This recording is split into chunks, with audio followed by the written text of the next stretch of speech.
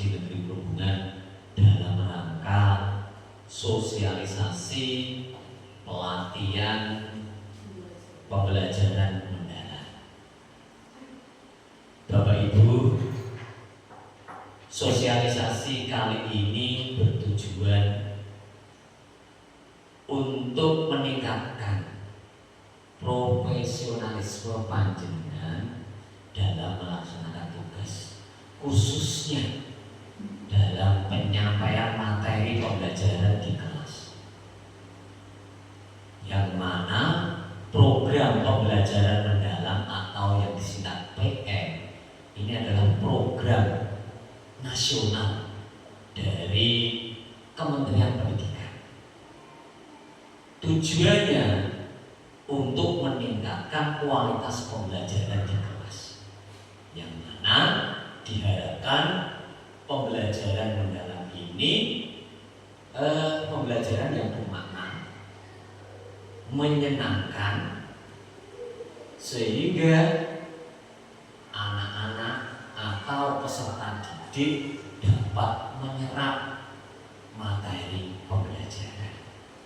Jadi Bapak Ibu, nanti narasumber atau pemateri yang telah dilatih selama sepekan oleh tim pelatihan mendalam tingkat Kabupaten Pati dapat menularkan peserta didik di negeri SD Perhubungan. Oleh sebab itu, harapan saya sebagai kepala sekolah atau yang membimbing di SD Negeri Perhubungan, pembelajaran mendalam kali ini sosialisasinya diikuti dengan sungguh-sungguh, sehingga ilmu yang didapat nanti dapat kita terapkan pembelajaran di kelas masing-masing. Oleh karena itu, pada hari ini sosialisasi atau penularan materi pelatihan pembelajaran mendalam dapat segera dimulai. Terima kasih. Bila taufiq wal hidayah. Assalamualaikum warahmatullahi wabarakatuh. Terima kasih Pak Joko. Assalamualaikum warahmatullahi wabarakatuh. Alhamdulillahirrahmanirrahim. Alhamdulillahilladzi arsala rasulahu bil huda wa dinil haqq wa yudhhiruhu 'ala dini kullihi walau karihal musyrikun. Rabbi shrah li sadri wa yassir li amri wahlul 'uqdatam min lisani yafqahu qawli. Amma ba'd.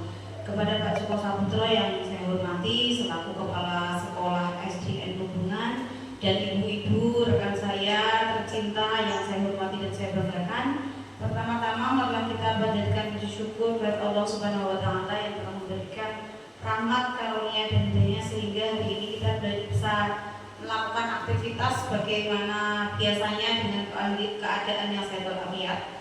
Kemudian yang kedua kalinya, salawat serta salam marilah kita haturkan pada junjungan kita Nabiullah Muhammad Rasulullah SAW yang kita nantikan syafaatnya beliau di yaumul kiamat nanti. Amin Allahumma amin. Berikutnya saya sebagai narasumber pertama untuk diseminasi hari ini nanti dibagi dua karena yang kita kemarin berdua sama Unisa. Yang pertama saya akan menyampaikan materi tentang PPT dan PPP. Tolong saya undi Pak. Terima kasih. Oke, yang pertama materi tentang pola pikir bertumbuh. Nah, kita saksikan dulu quotes yang disampaikan oleh Pak Menteri. Kalau orang berpikir dengan growth mindset yang di sini itu yang pembelajaran mendalam, pemikirannya itu yang bertumbuh itu maksudnya growth mindset. Maka dia yakin masalah yang hanya sedikit itu jalan keluarnya banyak.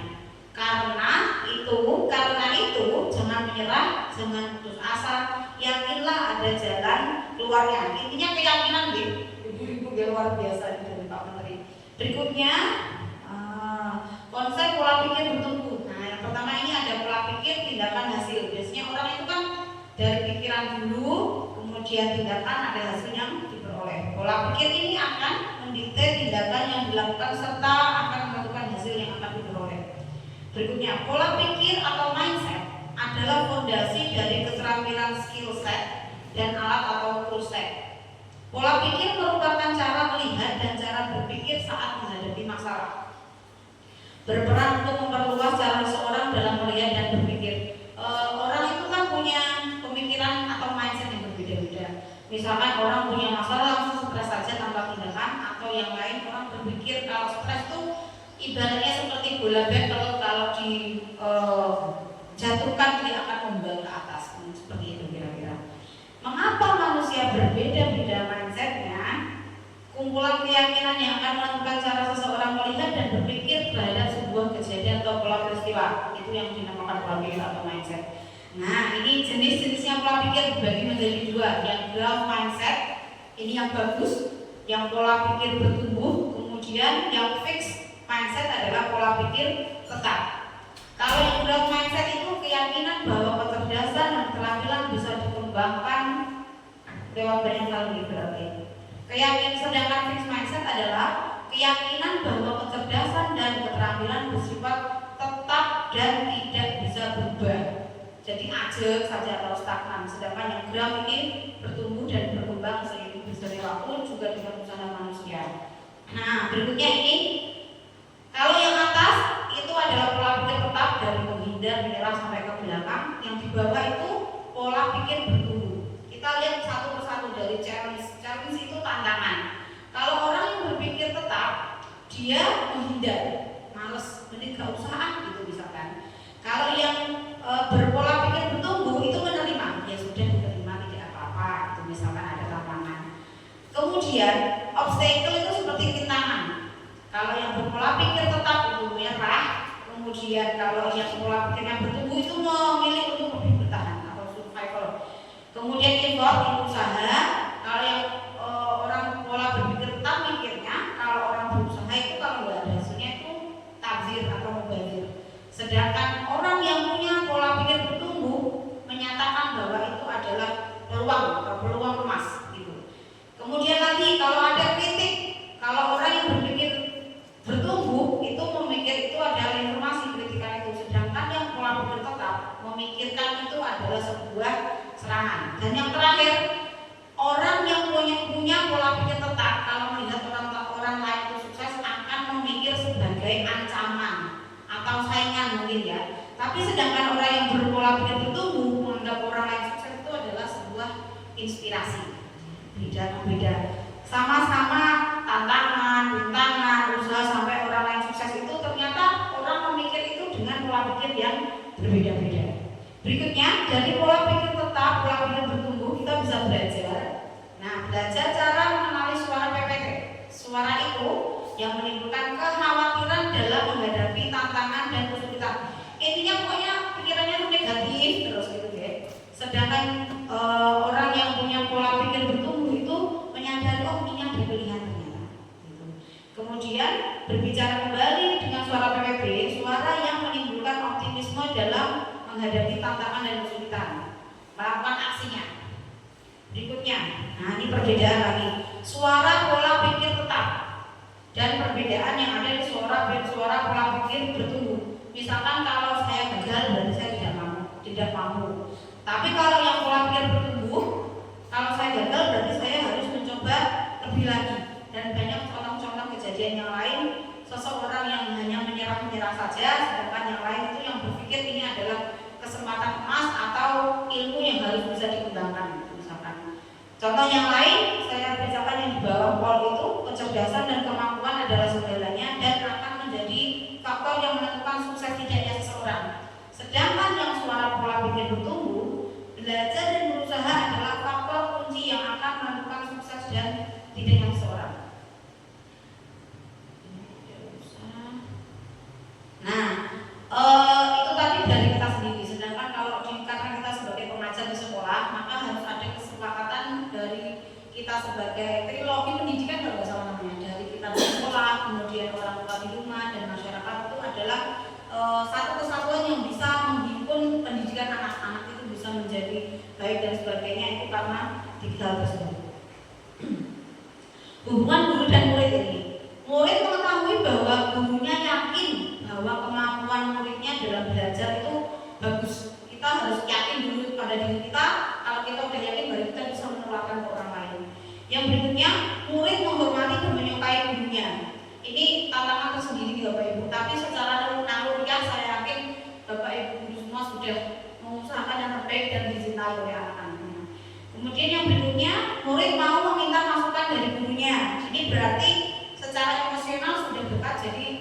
cerita, diajak cerita, kadang-kadang diajak cerita gitu ya. Yang berikutnya, murid sadar bahwa nilai akademik yang diperoleh tidak lebih penting daripada perkembangan diri mereka sendiri. Yang saya ingat dulu dosen saya itu bilang tugas guru itu dua, yang satu mendidik, yang satu mengajar. Mendidik berarti berhubungan dengan pembentukan karakter dasar dan pengembangannya biar anak-anak itu bisa berkembang sendiri. Sedangkan yang mengajar adalah menyampaikan materi secara akademis atau pelajaran itu. Ini bisa berhubungan dengan yang ini. Dan yang terakhir, murid merasa aman dengan gurunya. Ini yang terakhir setelah disampaikan yang sebelum-sebelumnya. Ini yang berikutnya adalah ujian pribadi dan ujian proses. Cara guru memberikan pujian atau kritik juga menjadi faktor yang sangat menentukan tipe pola pikir yang akan terbentuk pada muridnya.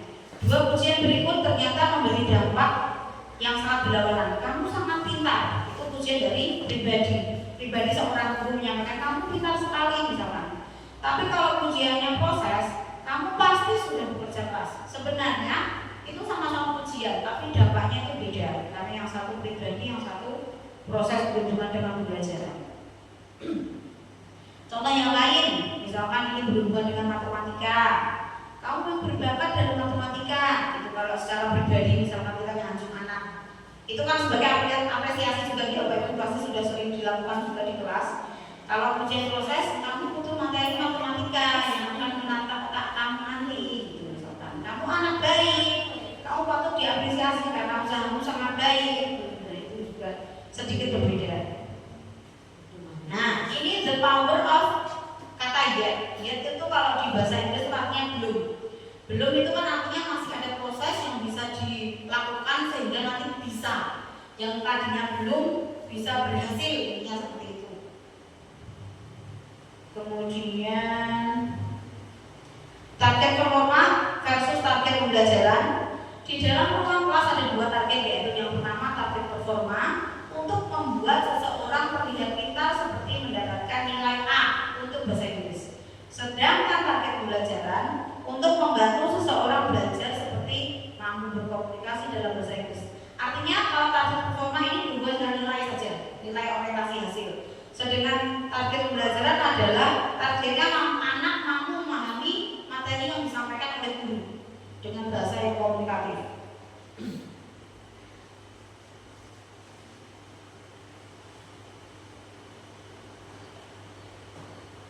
Nah, ini nanti yang ini pembelajaran mendalam itu yang pertama dari dimensi lulusannya nanti ada 8, kemudian prinsip pembelajaran, kerangka pembelajaran, yang terakhir pengalaman pembelajaran nanti akan dikupas lebih dalam oleh Ibu Nisa. Yang kedua, pola pikir bertumbuh dalam pembelajaran mendalam.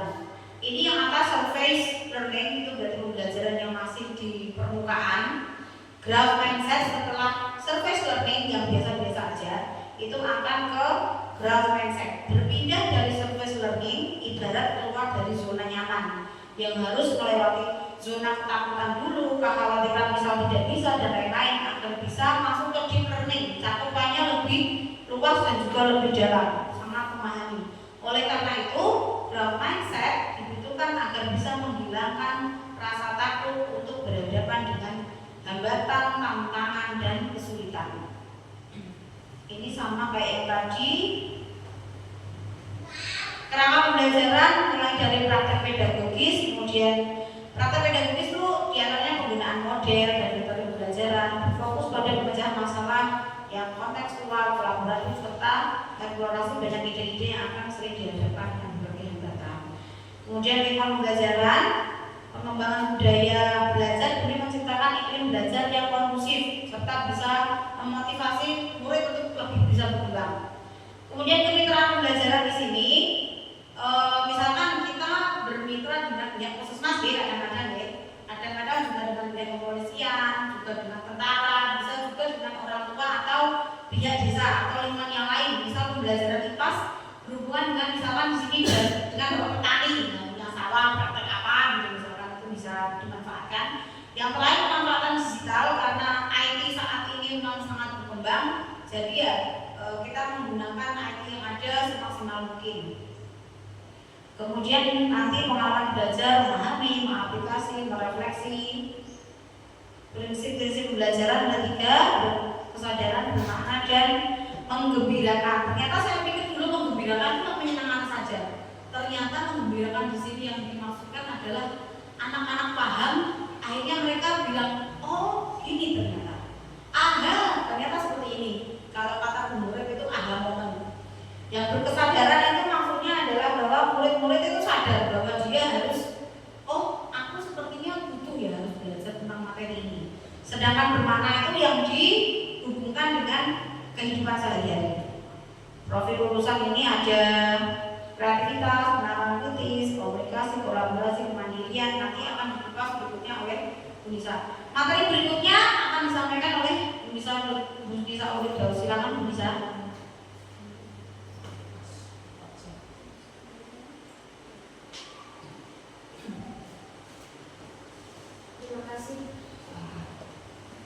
Terima kasih kepada Bu Isna yang sudah menerangkan tentang PPT dan PPP. Selanjutnya akan saya lanjutkan apa itu pembelajaran mendalam. Pembelajaran mendalam merupakan pendekatan yang memuliakan dengan menekankan pada penciptaan suasana belajar dan proses pembelajaran berkesadaran, bermakna, dan menggembirakan melalui olah pikir, olah hati, dan olah rasa, serta olah raga secara holistik dan terpadu. Jadi di dalam pembelajaran mendalam ini terdapat ada 3 prinsip tadi ya, berkesadaran, bermakna, dan menggembirakan. Nah itu nanti ada percabangannya lagi, yaitu ada olah pikir, olah hati, olah rasa, dan olah raga. Nah, selanjutnya adalah ini yang memuliakan. Dalam penerapan pembelajaran mendalam, semua pihak yang terlibat saling menghargai dan menghormati dengan mempertimbangkan potensi, martabat, dan nilai kemanusiaan. Ini adalah prinsip pembelajaran mendalam, ada berkesadaran, bermakna, dan menggembirakan. Berkesadaran itu seperti misalnya di dalam kegiatan pembelajaran, guru memberikan penjelasan kepada anak-anak bagaimana cara berdiskusi. Nah, itu termasuk berkesadaran. Kalau bermakna, kita memberikan pembelajaran yang dikaitkan dengan kegiatan nyata sehari-hari. Itu bermakna. Terus menggembirakan, betul yang dikatakan Bu Isna tadi. Anak-anak itu menjadi paham tentang materi yang kita sampaikan. Nah, terus kayak ice breaking juga itu maksudnya menggembirakan. Maksudnya yang namanya olah pikir itu bagaimana? Bagaimana kita bisa mengoptimalkan pikiran kita terhadap lingkungan sekitar kelas. Terus olah hati itu berkaitan dengan perasaan, empati, dan olah rasa. Hati dan rasa itu berkaitan jadi satu ya. Terus olahraga berarti tentang kinestetik. Lanjut. Profil kerangka ya. Ini ada kerangka kerja pembelajaran mendalam. Ada 3 prinsipnya juga. Terus ada mengaplikasikan, merefleksi, dan memahami. Itu adalah pengalaman belajar. Untuk kerangka pembelajarannya ada praktik pedagogi, lingkungan pembelajaran, pemanfaatan digital, kemitraan pembelajaran, dan ada juga dimensi profil lulusan. Nah, itu yang nantinya dimasukkan ke dalam RPM. RPM itu penggantinya modul. Ya. 8 dimensi ini itu sama dengan profil pelajar Pancasila. Kalau yang di kurikulum Merdeka, gantinya itu ada komunikasi, kemandirian, kreativitas, kewarganegaraan, keimanan, penawaran kritis, kolaborasi, dan kesehatan. Oke. Kalau di sini ada rumus PMR ini 8334. Prinsip pembelajaran mendalam itu prinsipnya ada 3: berkesadaran, bermakna, dan menggembirakan. Lanjut. Kalau berkesadaran, karakteristiknya adalah kenyamanan murid. Terus fokus konsentrasi diperhatikan seperti tadi. Anak-anak diberikan penjelasan juga. Berarti itu kan memperhatikan guru harus memperhatikan anak-anak itu fokus untuk berdiskusi. Terus keterlibatan murid mengembangkan strategi belajarnya, keterbukaan terhadap perspektif baru, keingintahuan terhadap pengetahuan dan pengalaman baru. Contoh pelaksanaannya, memberikan pertanyaan pemantik. Bapak Ibu pasti kalau kegiatan pembelajaran dimulai, pertama-tama melakukan pertanyaan pemantik terkait kegiatan pembelajaran atau mengingatkan kegiatan pembelajaran sebelumnya. Itu maksudnya berkesadaran, memastikan murid mengetahui apa yang dicapai. Nah, seperti yang tadi saya sampaikan, guru membimbing anak-anak untuk berkelompok. Berkelompok ini untuk apa? Membahas apa? Nah, itu maksudnya berkesadaran. Terus melaksanakan pembelajaran yang interaktif, menyiapkan lingkungan pembelajaran yang nyaman. Itu maksudnya berkesadaran. Lanjut, prinsip bermakna. Karakteristiknya adalah relevan dengan kehidupan nyata, keterlibatan murid dalam pemecahan masalah, keterkaitan dengan pengalaman sebelumnya, kebermanfaatan pengalaman belajar untuk diterapkan dalam konteks baru. Terus selanjutnya keterkaitan dengan bidang ilmu lain dan pembelajaran sepanjang hayat. Contoh pelaksanaannya, mengembangkan pembelajaran yang sesuai dengan permasalahan sehari-hari. Misal, kita mengajarkan di kelas 2 tentang berhitung, berjumlah, dan berkurang. Nah, kita memberikan contoh soal kegiatan sehari-hari.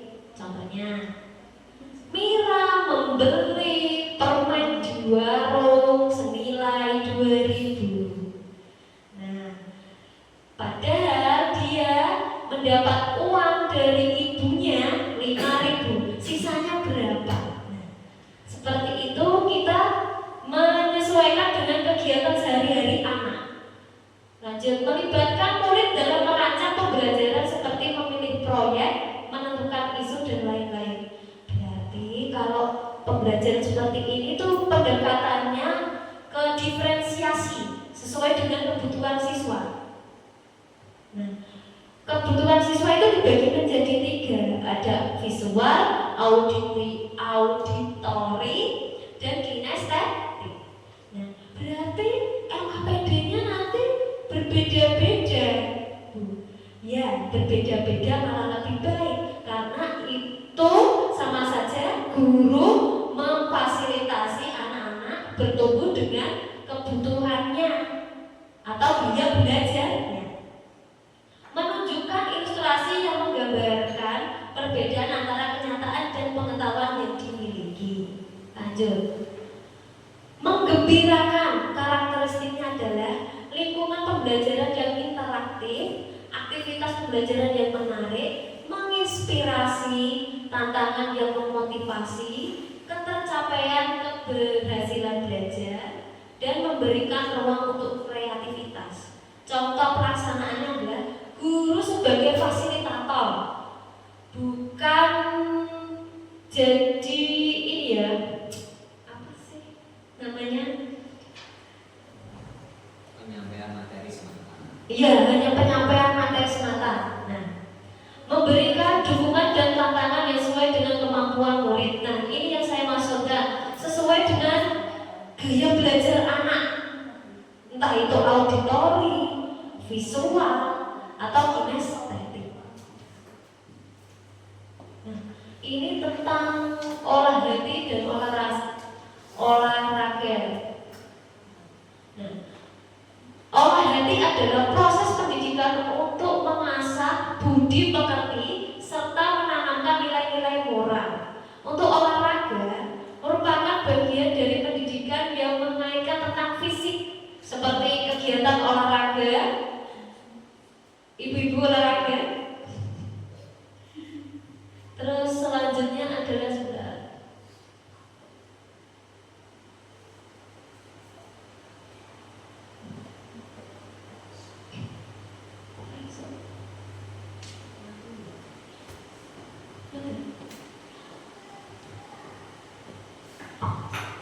Oke,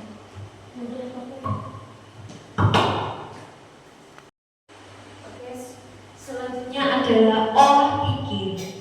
Olah pikir merupakan proses pendidikan yang berfokus pada pengembangan akal budi dan kemampuan kognitif. Untuk olah rasa adalah proses pendidikan yang bertujuan untuk mengembangkan kepekaan etika dan empati, kemampuan menghargai keindahan serta hubungan antara manusia. Selanjutnya, ini ada 8 dimensi profil lulusan atau yang saya katakan tadi mengganti profil Pancasila. Ada keimanan, kekeluargaan, kenalar kritis, kreativitas, kolaborasi, kemandirian, kesehatan, dan komunikasi. Yang pertama, keimanan dan ketakwaan terhadap Tuhan Yang Maha Esa. Individu meyakini teguh dan keberadaan Tuhan Yang Maha Esa dan mengamalkan nilai-nilai spiritual dalam kegiatan sehari-hari. Untuk keluargaan, individu yang memiliki rasa cinta tanah air serta menghargai keberagaman budaya. Selanjutnya, penalaran kritis. Individu yang mampu berpikir secara logis, analitis, dan reflektif. Kemudian kreativitas, individu yang mampu berpikir secara inovatif, fleksibel, dan orisinal. Selanjutnya kolaborasi, individu yang mampu bekerja sama secara efektif dengan orang lain secara gotong royong. Kemandirian, individu yang mampu bertanggung jawab atas proses dan hasil belajarnya dengan menunjukkan kemampuan untuk mengambil inisiatif. Selanjutnya adalah kesehatan, memiliki fisik yang prima, bugar, dan sehat. Yang kedelapan adalah komunikasi, individu yang memiliki kemampuan komunikasi intrapribadi untuk melakukan refleksi dan kemampuan komunikasi antar pribadi untuk menyampaikan ide. Intra ini untuk diri sendiri, kalau antar itu sesama teman lah, atau orang lain untuk menyampaikan ide dan gagasan. Terus selanjutnya itu ada pengalaman belajar. Nah, nanti pengalaman belajar ini harus dimasukkan dalam RPM, langkah-langkahnya ya. Ada memahami, mengaplikasikan, merefleksi. Untuk memahami, karakteristiknya adalah menghubungkan pengetahuan baru dengan pengetahuan sebelumnya, menstimulasi proses berpikir peserta didik, menghubungkan dengan konteks nyata dan kehidupan sehari-hari, memberikan kebiasaan eksploratif dan kolaboratif, menanamkan nilai moral dan etika serta nilai positif lainnya, mengaitkan pembelajaran dengan pembentukan karakter. Aktivitasnya adalah menonton, membaca, mendengarkan, bertanya, menjelaskan, membandingkan, menghubungkan, dan pengalaman pribadi. Selanjutnya adalah mengaplikasikan, menghubungkan konsep baru dengan pengetahuan sebelumnya, menerapkan pengetahuan ke dalam situasi nyata dan atau di bidang lain, mengembangkan pemahaman dengan eksplorasi lebih lanjut, berpikir kritis, dan mencari solusi inovatif berdasarkan pengetahuan yang ada. Kalau mengaplikasikan itu contohnya seperti misalnya dalam kegiatan pembelajaran kita itu ada kegiatan diskusi, membuat proyek, itu sama saja dengan mengaplikasikan. Ini aktivitas kelasnya adalah persamaan linear, mengerjakan proyek kecil, mendesain solusi masalah, melakukan eksperimen, membuat produk, dan diskusi terarah. Selanjutnya adalah merefleksikan. Karakteristiknya adalah memotivasi diri sendiri untuk terus belajar, refleksi terhadap pencapaian tujuan pembelajaran, dan memiliki kemampuan metakognisi atau meregulasi diri dalam pembelajaran, meregulasi emosi dalam pembelajaran. Seperti kita kalau dalam kegiatan pembelajaran itu melakukan refleksi terhadap kegiatan pembelajaran pada pagi hari. Bagaimana anak-anak? Apakah kegiatan pembelajaran kita menyenangkan? Seperti itu namanya merefleksi.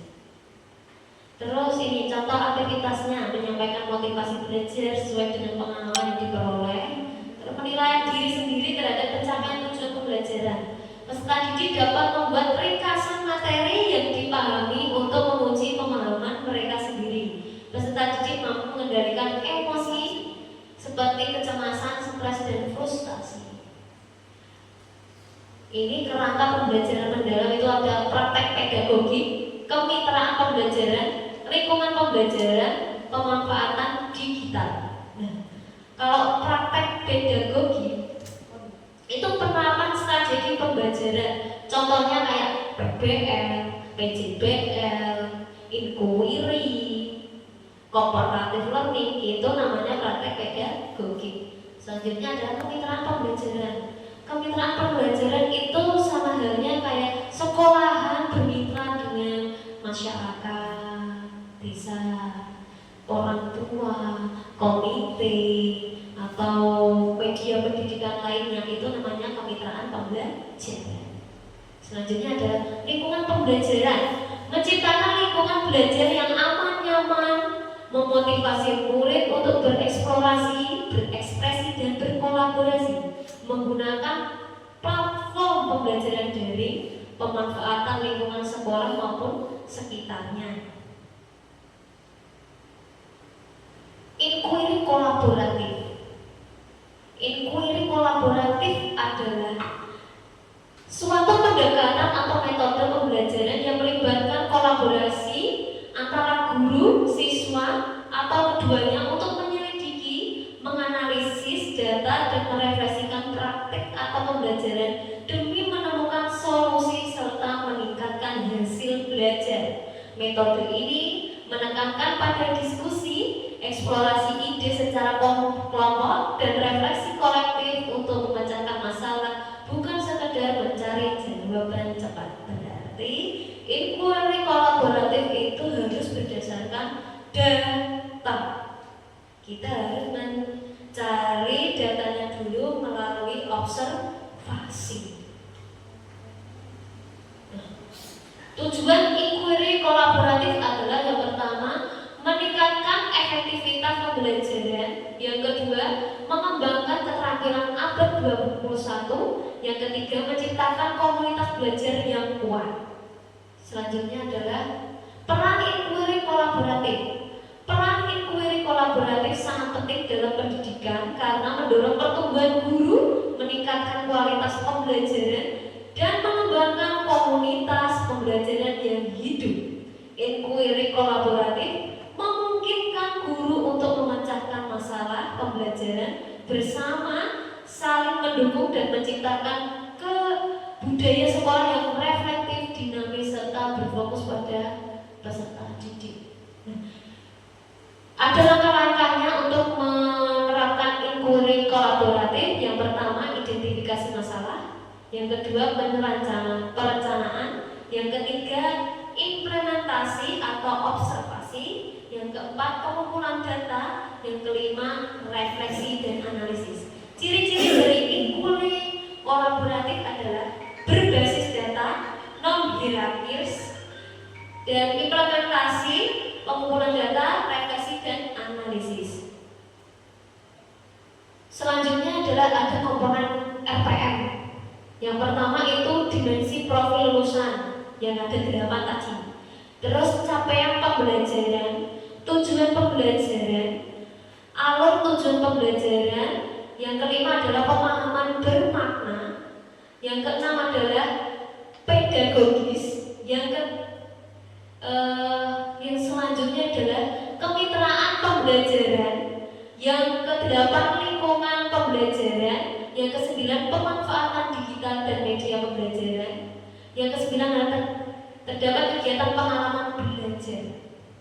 Nah, saya akan memperlihatkan atau menampilkan contoh RPM yang sudah dibuat pada pembelajaran.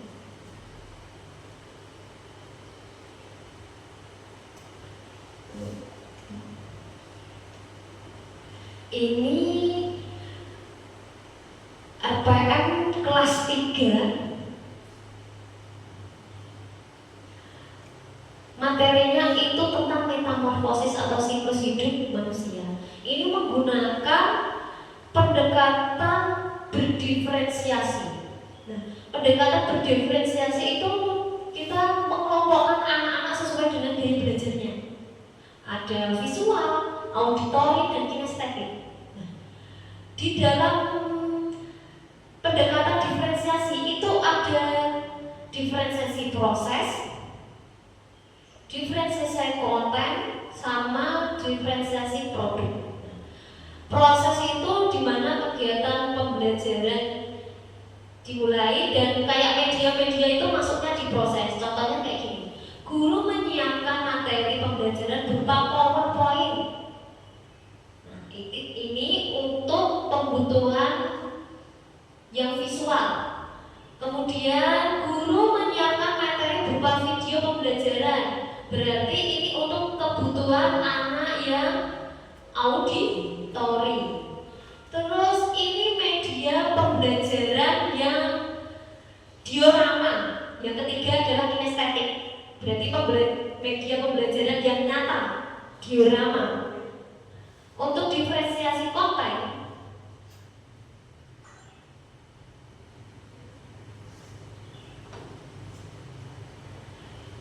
sama juga menggunakan video PowerPoint, terus dengan media diorama. Kalau produk LKPD-nya jelas berbeda. Nanti seperti ini.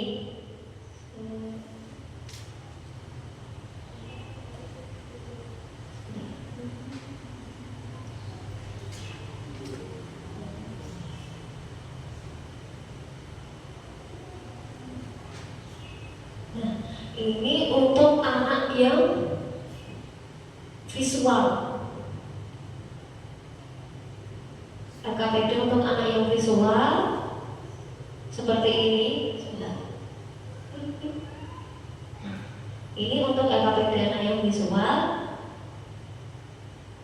Terus ini yang sesuai perintah guru adalah auditori, mendengarkan. Kemudian yang terakhir ini untuk anak yang kinestetik. Karena sudah ada media diorama atau yang asli, jadi yang kinestetik anak-anak itu disuruh untuk menjelaskan siklus hidup.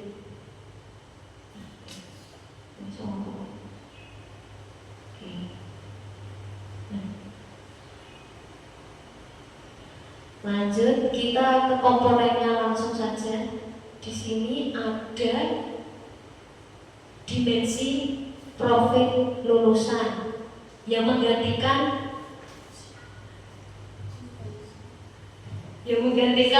profil pelajar Pancasila. Mandiri, kalau di sini saya menggunakannya mandiri, beriman, dan kolaborasi. Bisa dipilih, tidak semuanya 8-8-nya dimasukkan dalam RPM itu tidak. Yang 3 tadi itu bisa dipilih ya? Tidak bisa. Di atasnya itu tadi. Tidak bisa. Yang 3 prinsip itu Ya. harus ada. Ada konten terus. Oh, yang tadi ya harus ada. Karena pendekatannya diferensiasi.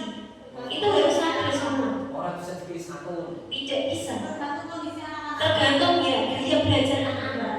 Kan ada diagnosa. Ya, sebelum itu harus ada diagnosanya dulu yang namanya asesmen diagnostik. Nah, berdasarkan observasi guru. Ya, ngono ya teman. Mau beda-beda. Ya. Terus ada capaian pembelajaran. Terus lintas disiplin ilmu. Nah, ini kan ada konsep empati, peduli terhadap lingkungan. Jadi masuknya di pendidikan Pancasila. Terus mengekspresikan gerak tubuh, mimik, dan karya seni, itu namanya seni budaya, lintas disiplin ilmu harus ada juga. Tujuan pembelajarannya, ingat harus ada ABC. Ini kalau saya tujuannya hanya satu saja, karena ini kan memang contoh kan, contoh saja. Terus alat tujuan pembelajaran juga harus ada pemahaman bermakna. Siswa dapat merasakan dan memahami perubahan bentuk makhluk hidup melalui kegiatan observasi. Nah, ini kan siklus hidup makhluk hidup ya. Pasti anak-anak itu dimasukkan untuk memahami perubahan bentuk makhluk hidup. Terus di sini ada pertanyaan pemantik, itu maksudnya tadi bermakna. Terus ini topik pembelajaran nggak usah. Praktik pedagogi. Kita harus jabarkan pakainya itu apa. Ini kebetulan saya memakainya PJBL, Project Based Learning. Terus pendekatannya apa? Pendekatannya itu deep learning berdiferensiasi. Terus metodenya apa? Diskusi dan kelompok. Nah, secara meaningful, menghubungkan perasaan dengan pengalaman pribadi, dan joyful, aktivitas yang menyenangkan. Kemitraan tadi kan ada. Ini saya menggunakan tugas kan, tugas dibantu orang tua, jadi di sini ditulis orang tua atau wali murid dan teman sebaya. Teman sebaya kok bisa ditulis karena melalui kegiatan diskusi. Karena aku tadi kan pakainya PJBL. Nah, itu ada diskusi kelompok. Terus ruang pembelajarannya atau lingkungan pembelajarannya itu di ruang kelas. Terus ini penggunaan proyektor dan penampilan video bergambar. Ini pemanfaatan digital panjenengan sudah tahu ya. Menggunakan video tadi jelas, menggunakan Canva, Google, dan memutar lagu anak-anak.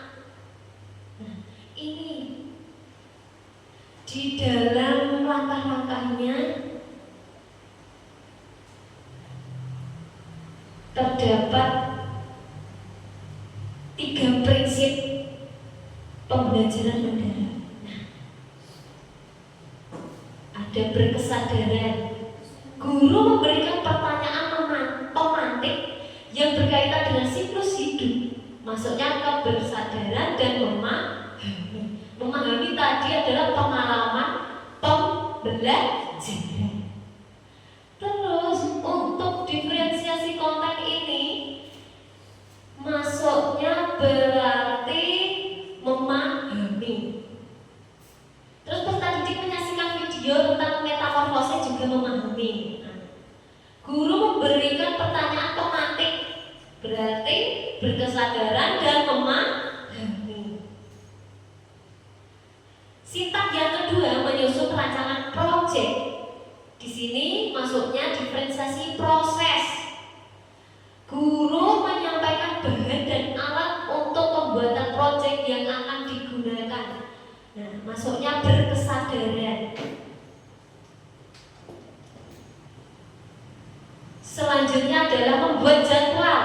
Guru dan peserta didik menyepakati jangka waktu pembuatan proyek dalam kelompok. Itu namanya masuknya kebersadaran. Yang keempat adalah guru dan peserta didik menentukan kapan presentasi dimulai juga berkesadaran. Sintak keempat, monitoring pelaksanaan. Guru membimbing peserta didik selama mengerjakan proyek. Ini maksudnya berkesadaran karena guru kan membimbing. Selanjutnya adalah peserta didik bisa membuat proyek dan memanfaatkan sumber daya alam sekitar. Ini bermakna mengaplikasikan dan kolaborasi. Kolaborasi tadi apa Bapak Ibu? Maksudnya 8 dimensi lulusan.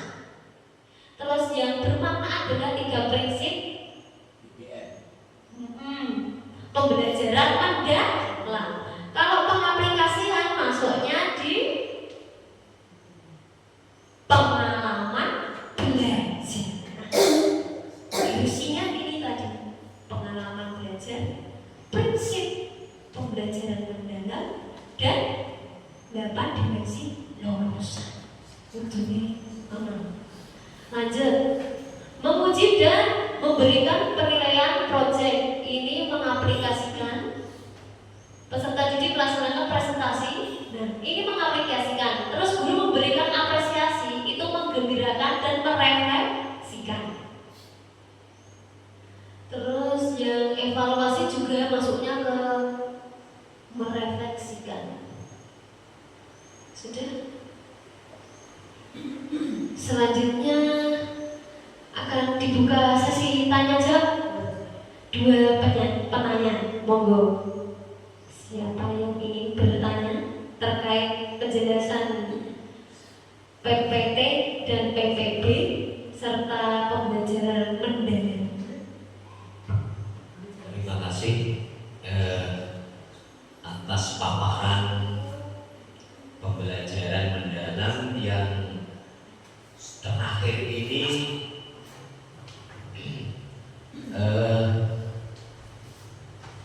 Sangat krusial bagi seorang guru untuk menyampaikan materi, yaitu dengan menyusun RPM.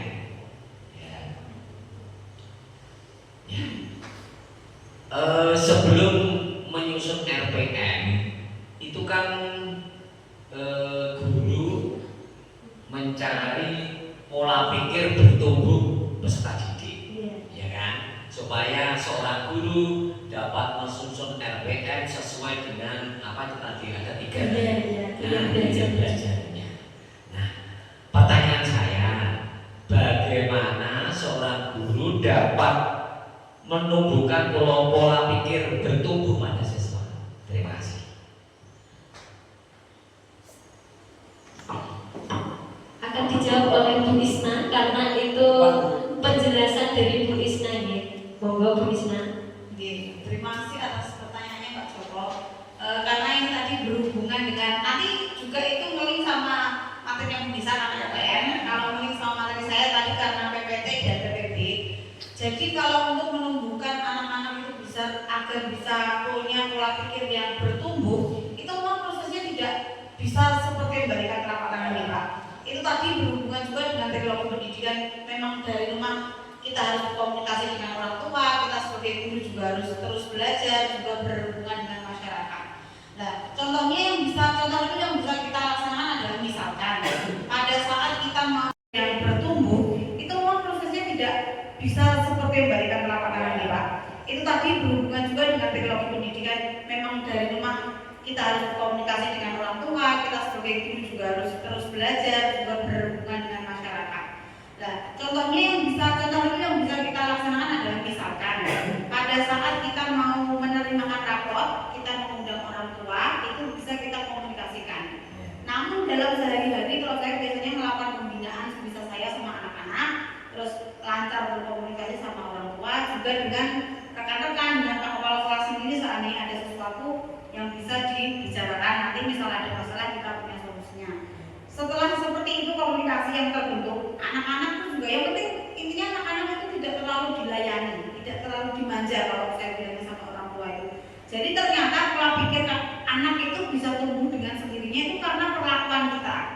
Misalkan kan ada anak-anak misal yang gini misal besok mau ada pramuka capek nggak mau. Tapi kalau seandainya orang tuanya itu memberikan support yang baik, anak-anak gak bakal bilang capek atau malas, tapi mereka ayo semangat besok ada kegiatan sama teman-teman. Misalkan contoh sederhana seperti itu. Gitu, sama-sama Mbak Nisa silakan dilanjutkan yang berhubungan dengan RPM-nya. Baik, sudah dijawab. Sudah dijawab oleh Mbak Isna terkait menumbuhkan PPT dan PPB. Nah, berkaitan dengan RPM-nya ini tadi, kita harus melakukan observasi yang berkaitan dengan PPT dan PBB tadi. Ya. Selanjutnya setelah observasi kita membuat asesmen diagnostik. Asesmen diagnostiknya juga ada rubriknya. Tentu ada rubriknya. Itu setiap katakanlah materi atau pokok bahasan gitu. Membuatnya itu. Kemungkinan itu satu semester kita membuatnya hanya satu kali. Oh. Karena gaya belajar anak kan tidak langsung berubah-ubah. Iya, 1 tahun. Begitu. Karena gaya belajar anak kan tidak langsung berubah-ubah. Misalnya visual menjadi auditori kan itu tidak langsung berubah mudah sekali kan tidak bisa. Karena biasanya anak-anak kan terlalu nyaman dengan apa yang dia miliki. Bagaimana? Misalnya itu kan kalau begitu itu kan 3. Kalau semacam itu tadi 1 tahun sekali, berarti tidak merepotkan seorang guru untuk merencanakan RPM. Gitu loh maksud saya. Iya. Nah, setiap materi 1 pokok bahasan harusnya seperti itu. Tidak beda-beda.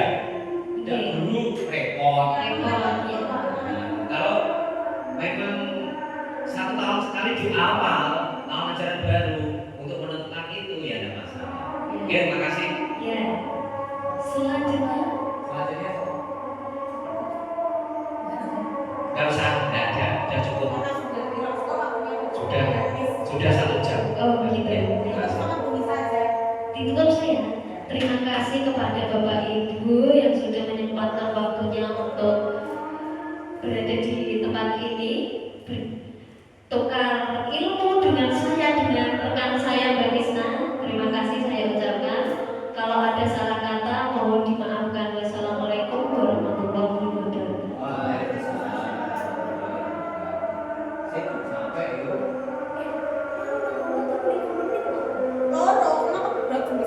Ngono ya wis saiki mang ya padha nang gapeku.